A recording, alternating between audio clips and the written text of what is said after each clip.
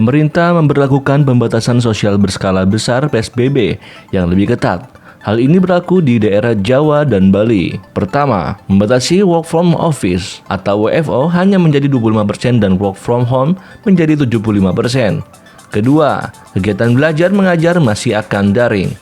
Ketiga, sektor esensial khusus kebutuhan pokok masih akan beroperasi 100% namun dengan prokes. Keempat, dilakukan pembatasan jam buka pusat perbelanjaan alias mall sampai jam 19.00 waktu Indonesia Barat. Untuk restoran 25% dan pemesanan makanan harus take away dan delivery bisa tetap dibuka. Kelima, konstruksi masih tetap berjalan 100% dengan prokes ketat dan rumah ibadah dibatasi 50%. Fasilitas umum ditutup sementara dan moda transportasi diatur lebih jauh. Pemerintah akan memberlakukan pembatasan sosial berskala besar yang lebih ketat ini berlaku di Jawa dan Bali mulai 11 hingga 25 Januari 2021. Pembatasan itu dilakukan di Jawa Bali karena provinsi-provinsi yang ada memenuhi salah satu dari 4 parameter yang ditetapkan, yakni tingkat keterisian tempat tidur di rumah sakit, kasus aktif, tingkat kesembuhan di bawah nasional, dan tingkat kematian di atas nasional.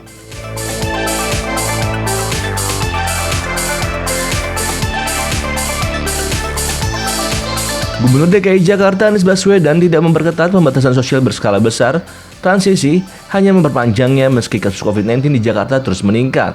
Anies memperpanjang PSBB transisi mulai 4 sampai dengan 17 Januari 2021. Keputusan itu kemudian diinisialir karena tak adanya restu dari pemerintah pusat untuk memperketat PSBB. Epidemiologi dari Universitas Indonesia, Triunis Miko Wahyono menilai pemerintah pusat khawatir ekonomi akan terganggu jika Jakarta kembali melakukan pembatasan secara ketat. Ia menilai tak ada alasan bagi pemerintah Pemprov DKI memperpanjang PSBB transisi selain faktor ekonomi, sebab berbagai indikator menunjukkan kasus COVID-19 terus meningkat di ibu kota.